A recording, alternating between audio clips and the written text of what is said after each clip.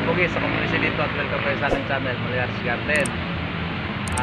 Meron po ba kayo namamang gambilya na natriman na, may mga usbong na, kagaya dito. Ito mga may usbong na pero balak-balak na niyang mamulaklak. Ayan o. Parang mamumulaklak na siya. Paano gagawin natin para maparami pa at palusog o maparami ang kanyang bulaklak? Ganito lang ang ating gagawin. Ang gagawin natin, kukuha lang tayo ng ganito, triple 14. Ito medyo brown. Meron din na white ito. Gagawin lang natin para mabilis siya at tumalab agad yung abono, lulusawin na natin. Kasi ito, pwede na natin pabulaklakin kasi nakita ninyo, na-trim na siya. Ito, mga na-trim ko na siya kasi tinanggal ko yung mga haba nito eh. Nag-uusbong na siya, ayan oh. Pwede na natin siyang pabulaklakin. Parang nag-uumpisa na siyang mamulaklak, ayan oh. Ayan eh.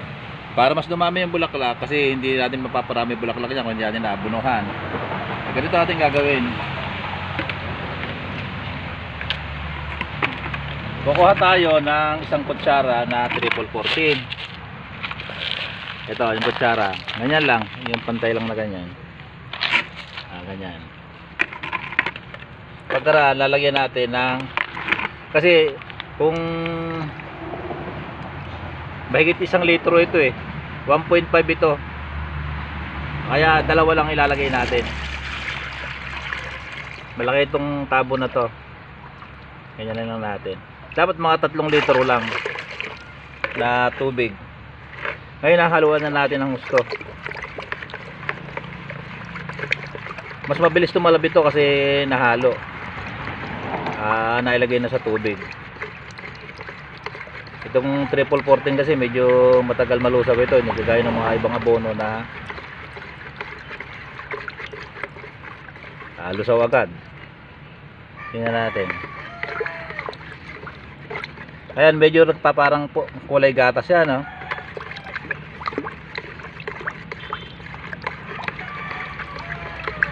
Dahil natin na mahalo ng gusto.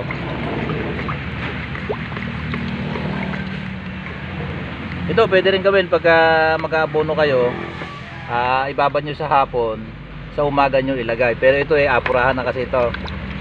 Hindi ko na naisip hapon na lagyan. Didilig lang natin dyan sa puno nya. Kahit ubusin na natin ito kasi isang kutsara lang naman ito. Ilalagay na natin lahat dyan. Kahit masayad sa may ugat nya, kung naman na ito nalusaw na.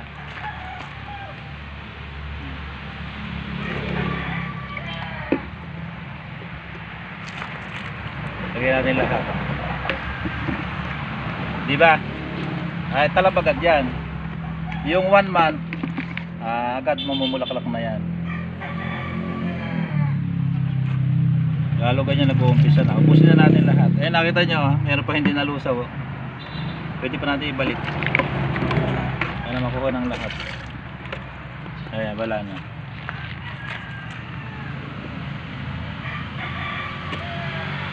Ayan, mabibilis siyang mamulaklak. At kailangan dyan, nag-uusbong na siya.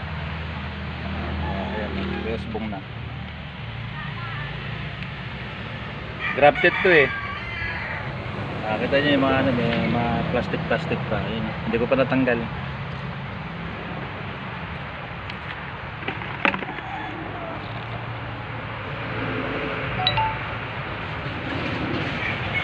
One month o 40 days magiging ganito na siya. Ito ganito.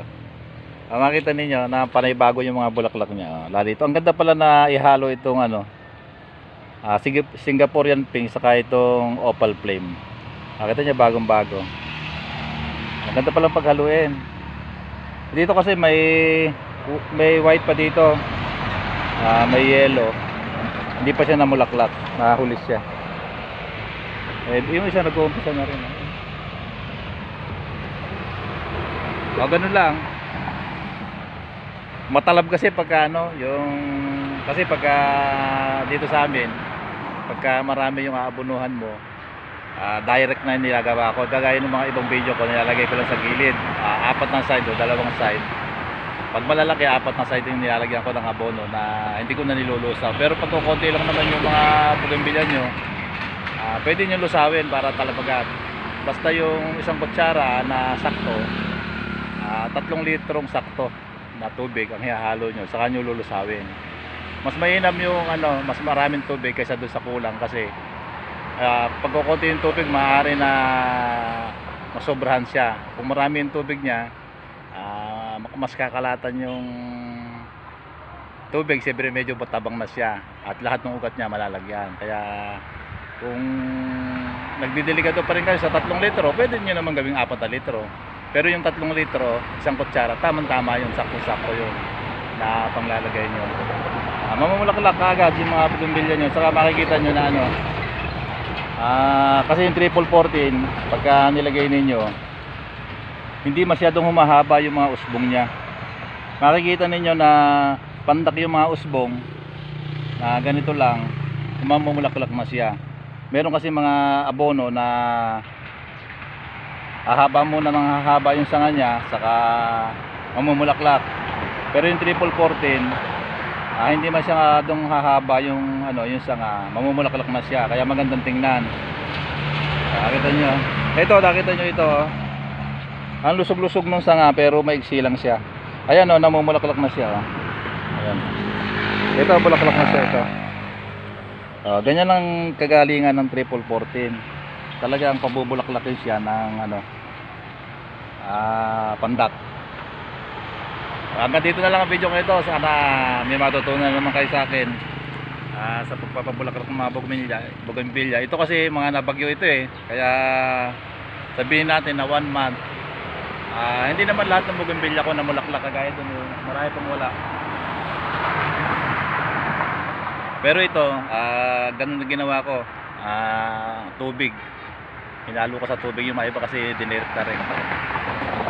Hanggang dito na lang at maraming salamat sa patuloy na panonood nyo ng video ko. Bye.